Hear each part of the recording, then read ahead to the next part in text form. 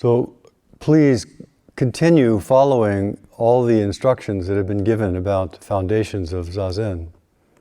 They don't change.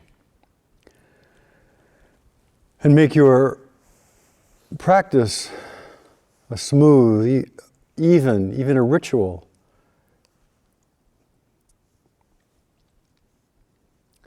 So the Teisho, the Dharma talk, is not about any new practice. It's not about some new method. It's not about a better way. But in this case, it's more like a tour guide pointing out different aspects. So, if you're to say, see that big cast iron spire on the horizon, you're still looking around, but you might notice something. So, please continue exactly the practice that we've been, Bancho and Kisei, have been talking about.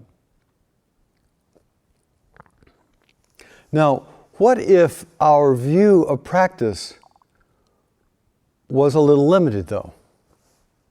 Not the practice itself, not the method, but what if our understanding of the method, what if our approach was partial or was upside down? So if we think of a circle, of an inso, the circle is whole, one circle. But as soon as we have a left side of the circle, we then have a right side of the circle. So back to this text. Mahakāshyapa, the 8th ancestor after the 7 original Buddhas. 7 original Buddhas point to the endless, unarising nature of reality. Unarising nature of reality. Mahakāshyapa is Shakyamuni Buddha's heir. Throughout his lifetime, he was engaged without negligence in the 12 ascetic practices. Not to accept invitations from people, to practice begging daily, not to receive money as an alternative for food, to stay in the mountains, not in villages or towns, not to ask for or accept clothing, but to take clothing from the dead in cemeteries and dye and sew the cloth for robes, to take shelter under a tree in a field, to have 1 meal a day, not to lie down day or night, but to practice walking meditation and sleep sitting up, to own 3 robes and nothing more, and not to lie down with a robe on, to live in cemeteries rather than mountains or houses, to sit zazen and seek the way while gazing at skeletons, to seek out a solitary place with no desire to lie down with or to be close to others, to eat fruit before the meal and not after, to sit in an open space and not desire to sleep under a tree or in a house, not to eat meat or cream, and not to rub the body with flax oil. It's kind of a crazy list. I mean, it is, So some of those are just standard precepts Theravada monks take. And some of them are just strange. To live in cemeteries rather than monasteries. I mean, he's talking, this is a monk. He's living in cemeteries rather than monasteries. Where should a monk live? And not to rub the body with flax oil. Almond oil is okay, but flax oil is bad. So I think what we have to think about with text like this, a medieval text, a text that was written 800 years ago, is he's not talking about, never lay down day or night. Now there are practitioners who have never laid down. If you look online, I'm sure you probably can see there's a Hindu practitioner who vowed to never lower his arm. and you can see that for 20 or 30 years, he just kept his arm up and it froze in this position, and it can be done. And maybe there's some spiritual benefit in holding your arm up for 30 years. I don't know. definitely is an act of incredible willpower. But I think that this text is, Dogen is a poet. He's playing as one of, I think I said earlier, he's a jazz man of the Dharma. And he just has these little riffs, and he throws these riffs out, and they're all part of a certain melody, a certain tune, a certain mosaic. And so let's look at this not from the vantage point of, okay, if we were doing real practice, we'd only look at skeletons all day.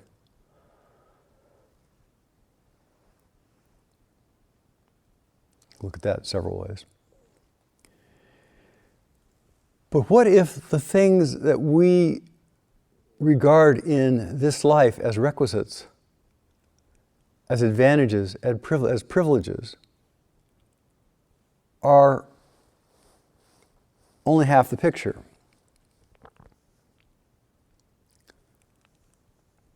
So, as far as houses, places to live are concerned, we have sort of a hierarchy in this country at least. You have people who have mansions, 16 rooms, 16 bedrooms, 18 baths. There's large, clean, well-lit, paid-for homes with landscaping and 4 or 5 bedrooms, and small houses with 2 beds and a bath, and simple houses with 1 bed and 1 bath and a kitchen, and tiny houses with just 2 very simple floors, and studio apartments, and shared rooms, and a temporary motel room for the night, and tents, cardboard boxes. Now, in our culture, of course, we tend to think bigger, better, higher, faster has an advantage. And that what is smaller, lower, drippier has a lot of disadvantages. And we can all see the advantages of having our basic needs met, of course. But looking at the whole picture, the circle, and we look at the top half of the circle, which immediately creates the bottom half of the circle, which part of the circle can we practice mindfulness in? Which part of the circle is reality most evident in?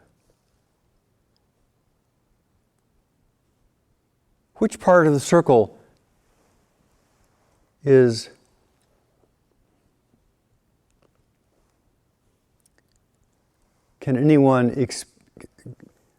which of us can experience only 1/2 of the circle? So thinking about just the requisites, or thinking about houses, like that little hierarchy of modern mind in terms of housing. Which of these houses, these ways of shelter, are more conducive to going to sleep? Which is more conducive to entertaining ourselves to death? Which is more conducive to isolation? Which is more conducive to feeling superior? To arrogance? Which of these structures is more likely to wall off the real world? Which of these structures is more likely for someone to live in a fantasy?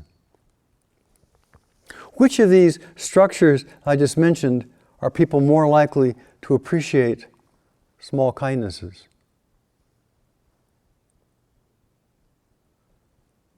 So this teaching of Dogen's about Mahakāssapa, I don't think, is about eating fruit before meals. But what if every situation had advantages and had an opportunity to practice, and sometimes the very things that we think of as disadvantages actually have advantages? What if each condition, each type of housing and shelter was equal in terms of mindfulness, equal in terms of capacity for love, equanimity. But what if the advantages and disadvantages of these types of shelters were played against one another? So we often tell ourselves things like, I'm too tired, I'm exhausted, I'm discouraged, my body hurts, I'm inadequate, I'm depressed, I'm too busy, my family, my friends, my partner, my culture, my society is all unsupportive and even hostile. What if all of those were the exact conditions to soften the heart, to practice in?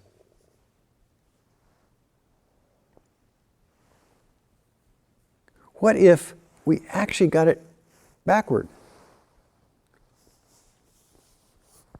The text continues, the Tathagata, the thus come one, the isness of this moment, admired Mahakashapa's determination. At another time, Mahakashapa looked exhausted because of his ascetic practices, and the monks looked down on him. Then the Tathagata graciously called Mahakashapa up to him and offered him half his seat.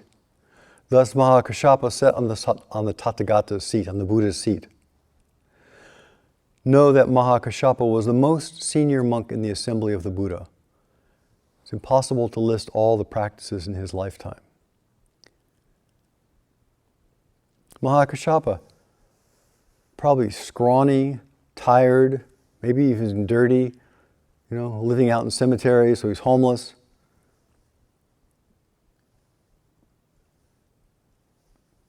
Looking like a skeleton.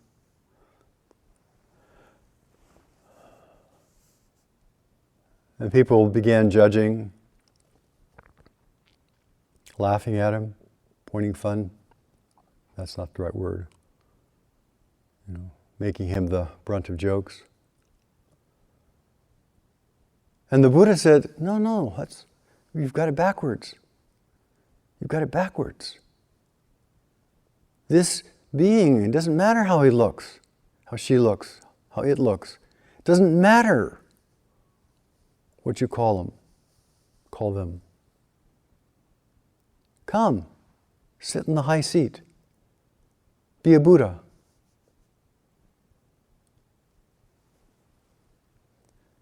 So when we encounter all of the things that we encounter during Sesshin, my legs hurt, my back hurt, my mind's hurt, my throat hurts, my whatever, right there. Awareness is not limited to any condition. Mindfulness is not limited to any condition. Curiosity is not limited to any condition. Now, the people who are really interested in health are people who are sick. The people who are really interested in getting out of pain are the people who are in pain all the time. Who are the people who are really interested in loving kindness? Who are the people who are really interested in wisdom? Now, at the extremes of great ease, great bliss, great comfort, the heavenly realms, and the hellish realms, terrible, terrible agony,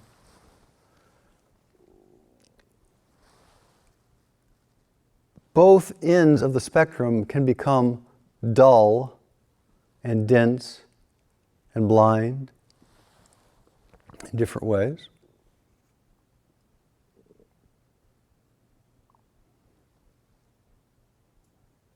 Which end of the spectrum, though, people who are hurting and people who are quite complacent, which end of the spectrum is really more interested in kindness and love and generosity? Which one can cultivate appreciation?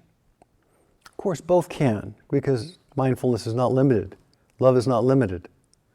But when we are in a distressed situation, we are more awake and alert. We can be. The greatest advantage, the greatest privilege is being alive.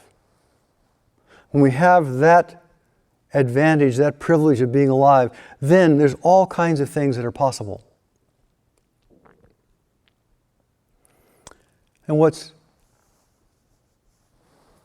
so everything we meet has the possibility of awakening. And not just the advantageous things that we see.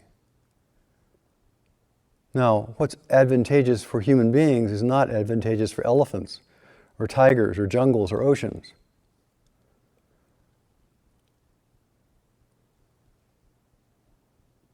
So sometimes what's advantageous, what appears advantageous, actually has many, many other sides to it. Because it's one total circle, and if you have advantages, you have disadvantages. If you have benefits, then you have detriments. They come together. If human beings thrive and populate the earth and have 8 billion people on the earth, then that has natural consequences on all kinds of other things. Everything is connected. So in terms of practice, which is what this is about practice, in terms of practice, everything we experience has the potential for liberation. If that's what we want. If we're willing to inquire into it.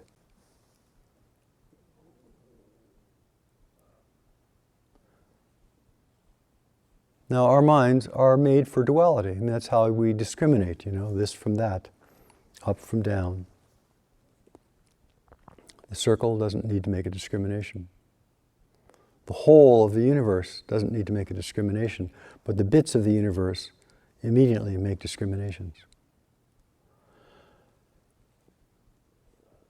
And of course, we have things that we decide are advantageous.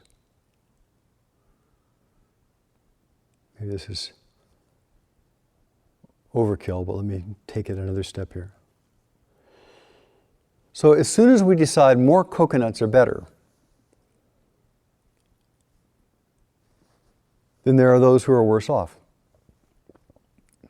As soon as we create up, immediately down is created. In, out, right, wrong, good, bad, privileged, unprivileged, better, worse.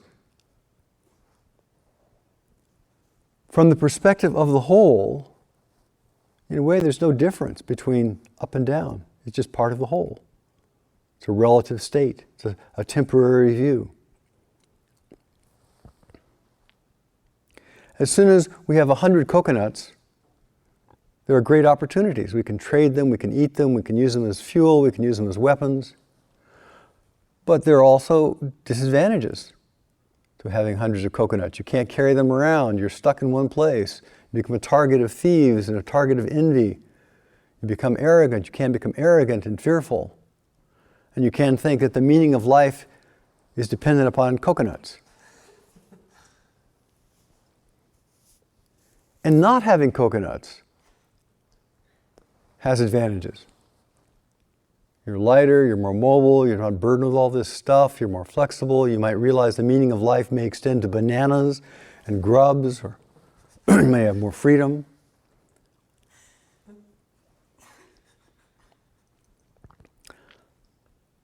So, as we are responding to situations as best we can with as skillfulness as we can, it is also very important that we're always investigating and looking into every situation, every place, to see what's at its root. What's at its root? Because it has the same root.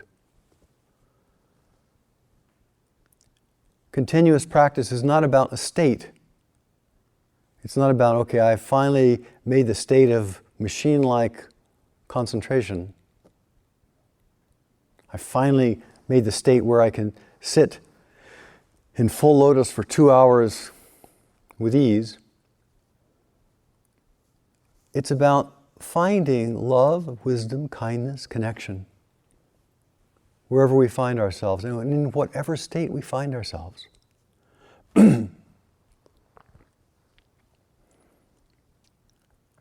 Continuous practice is about a flexible mind that just keeps showing up and showing up. Knowing that even if we show up as our worst, our most confused, our hopelessness, our sleepy grogginess, even if we show up at our worst, it has advantages and disadvantages.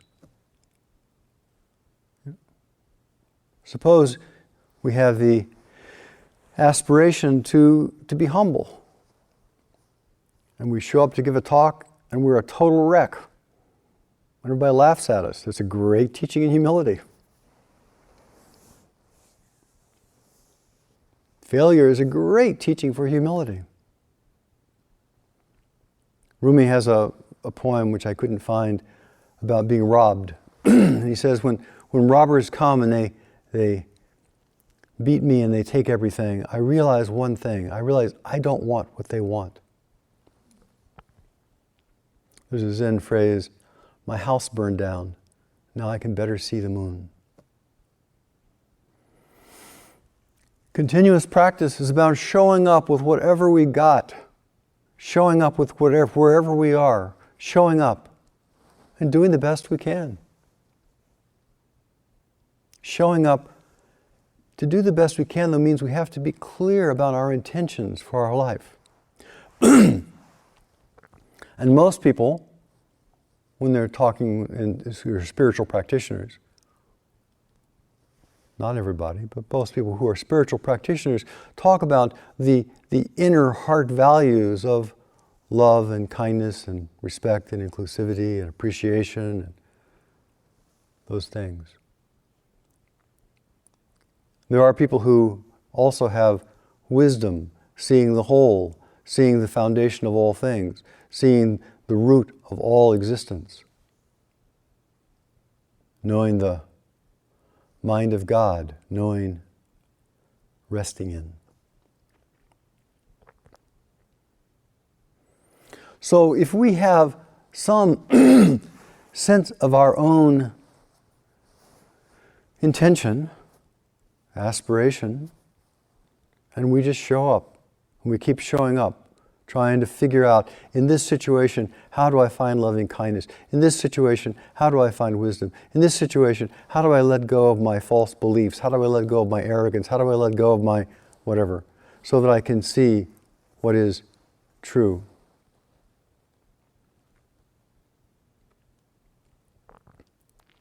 Now, suppose in our hearts we said to the universe, universe, I want to be really wise. I want to be totally loving. I want to be embodying love. I want to really see for myself the inclusive nature of reality. Universe, this is my heart's desire. This is my vow for my life. This is...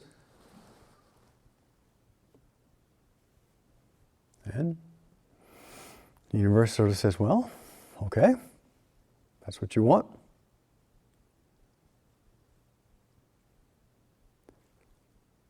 Let's try you out.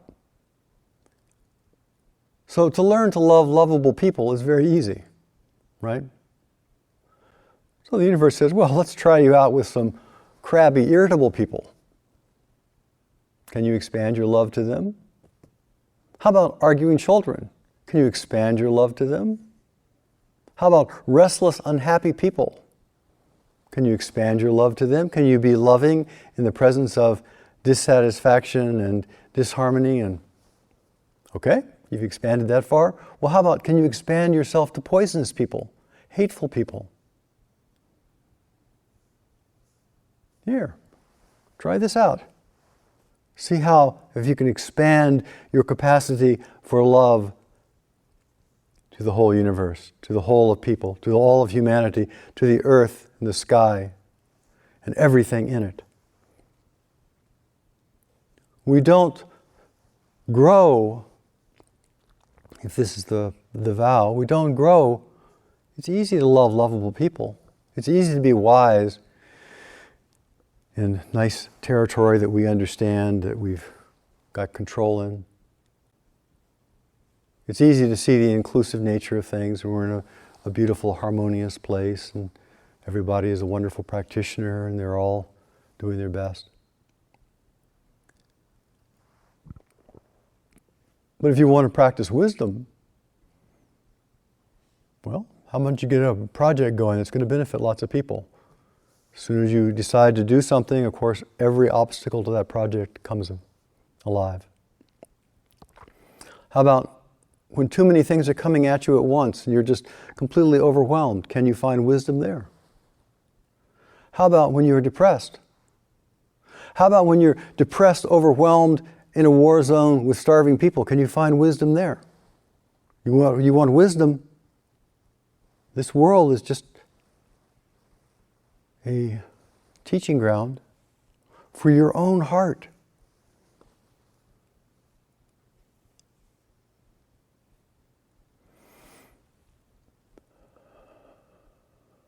So as spiritual practitioners, it's very important to the continuous practice of cultivating the character, the insight, the wisdom, the heart.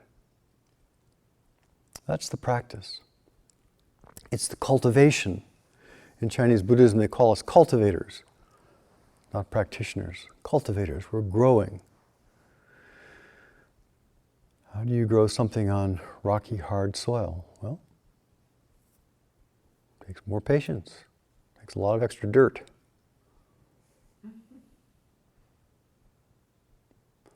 And of course, when I'm talking to people, talking to myself and to all of us who are spiritual practitioners who have these intentions in our hearts. There are lots of modern privileged people who'd much rather be comfortable than loving and wise. And there are lots of disadvantaged people who'd much rather be angry and righteous than wise and loving. But as cultivators, we practice inquiry. We practice kindness. We practice showing up. We practice wisdom. We practice skill to turn ourselves into the best that we can be and offering that to the world. This is the challenge of spiritual practice. And so I think this is what Dogen is talking about with Mahakashapa.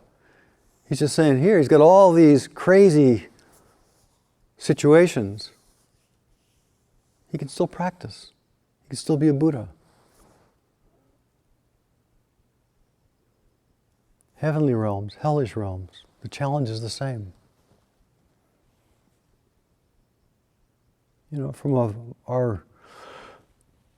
Certainly from my kind of modern vantage point, I often think people with clean clothes succeed better than people with dirty clothes. We have these kind of deeply held assumptions. We've had a homeless person in our Sangha, mentally ill, who suffers enormously. But I would say to him, you are the most spiritual people that we have. Spiritual persons that we have. Because he's always concerned with justice, always concerned with others' suffering, always trying to pick things up, always donating a quarter whenever he comes to the temple. And I doubt that if I were in his shoes, which have big holes in them, that I would fare as well as in terms of practice as he does. But I would aspire to.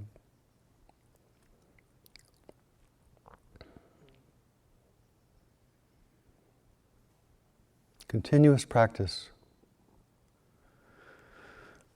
Continuous practice.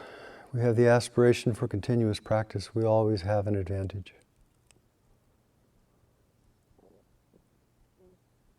From a worldly vantage point, there are advantages and disadvantages. And even some of those advantages are disadvantages. If you want to practice and learn humility, great power and great wealth is probably not the best route to go.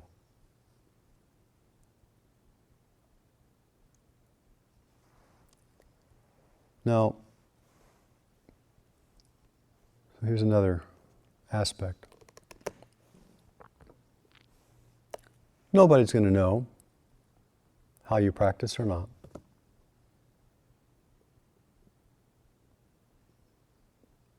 Nobody's going to know. You know, you may have your name Mahakashapa. Somebody might know that name, but what does that mean? You know, how many Johns and Dicks and Toms and Janes and Joes and Jennifers are there in the world? Nobody's going to know. I have a relative from 100 or so years ago who was in Appalachia, a minister, the old regular Baptist church. My grandmother used to call them old foot-washing Baptists, because one of their practices was the practice of humility and washing feet. And in their reading a little bit of their kind of bulletins and newsletters, in those bulletins they always were talking about this person was such a loving person, this person was such a kind person, this person really radiated the goodness of. And I often think about all of those people in all those congregations, those little bitty churches all over the world, temples, hermitages, filled with unsophisticated or uneducated or whatever people. They may be filled with bodhisattvas, radiating loving kindness, exemplars of the highest order. But we'll never know. We'll never know.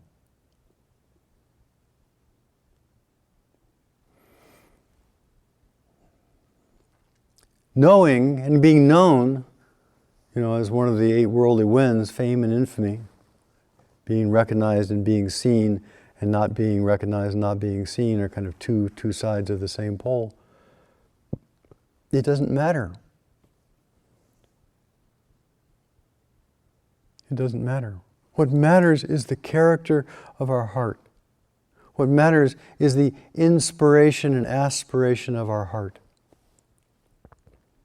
Nobody's going to know if we succeed or fail. In a way, not even us. Nobody's going to remember all the efforts that we made. There's one koan in the Blue Cliff record, I think it is,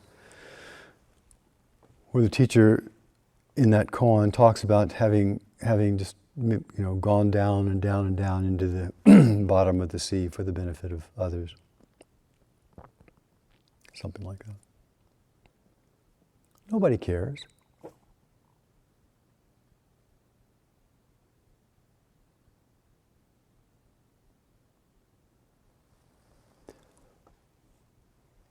But we care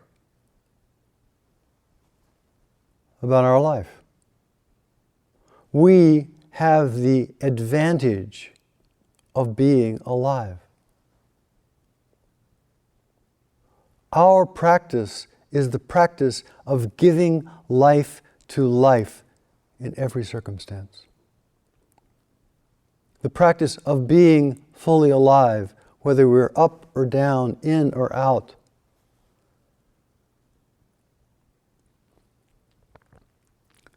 The practice of connection and loving kindness.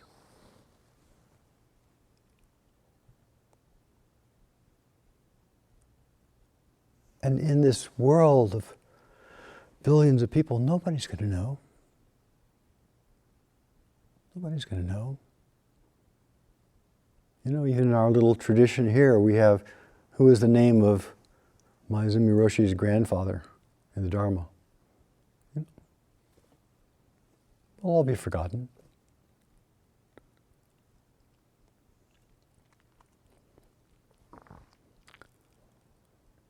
Dogen Zenji says, continuous practice is not necessarily something people in the world love, but it should be the true place of return for everyone. Because of the continuous practice of all the Buddhas of past, present, and future, all the Buddhas of past, present, and future are actualized. The effects of such sustained practice is sometimes not hidden. Therefore, you aspire to practice. The effects is sometimes not apparent. Therefore, you may not see, hear, or know it. So, we are practicing, we are working, we're trying to do good in some way. People set up a foundation, try to help feed people, clothe people. One of the early members of the White Plum set up the Oregon Food Bank. Nobody remembers who she is. Maybe in that little group her name is still there. But the fact that as a practitioner, as a person with aspiration, as a person with heart, that we are trying to give life to life, sometimes it reveals itself, and sometimes nobody notices. Sometimes it reveals itself and people praise us and think, oh, you did a really good job. And sometimes just the very fact that we are endeavoring to make things a little better, a little brighter, a little clearer, is all we get. Now,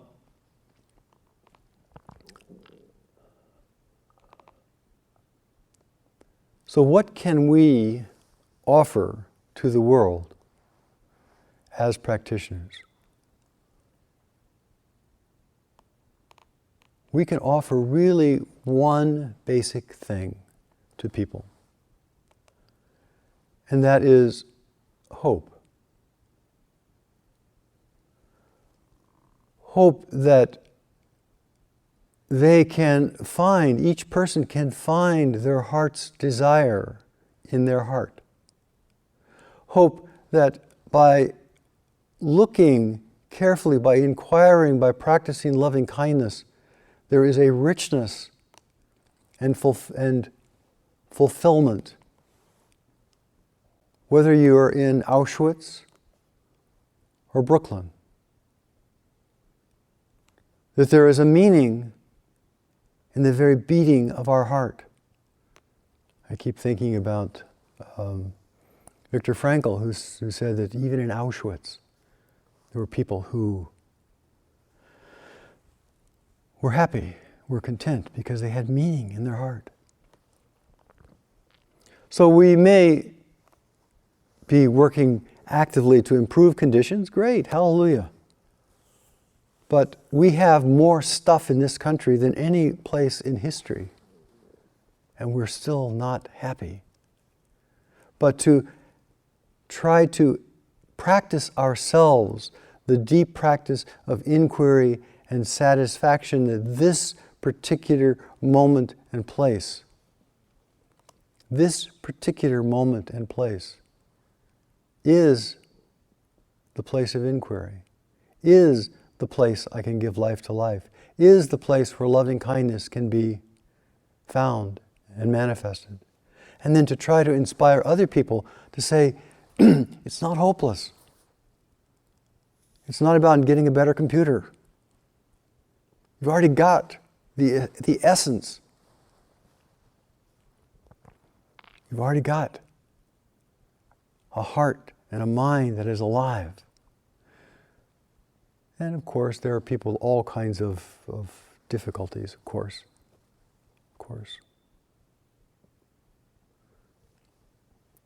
The effect of such sustained practice is sometimes not hidden, and therefore you aspire to practice. The effect is sometimes not apparent, therefore you may not see, hear, or know it. Understand that although it is not revealed, it is not hidden. As it is not divided by what is hidden, apparent, existent, or non-existent, you may not notice the causal conditions that led you to be engaged in the practice that actualizes you at this very moment of unknowing. It's a cool line. As it is not divided by what is hidden, apparent, existent, or non-existent, you may not notice the causal conditions which led you to be engaged in the practice that actualizes you at this very moment of unknowing. The reason you don't see it is that becoming conscious of it is not anything remarkable. Investigate in detail. So that because the causal conditions, the aspiration of this moment is no other than continual practice. Though continual practice is not limited by the causal condition. So please, the aspiration for loving kindness, for wisdom, the aspiration through fog and darkness and light, through morning and night, the aspiration through sitting, standing, walking, or lying down, the aspiration in eating fruit before meals or after meals. That's where practice. And that aspiration is manifested in the wholehearted willingness to be present. So nobody's defective. Nobody falls out of the universe. Nobody is missing anything essential. And to look at the world with that eye, you see a different world than a world that's full of brokenness. And they're not one or the other. But even in the midst of the difficulties of this world, there is still the continuous practice.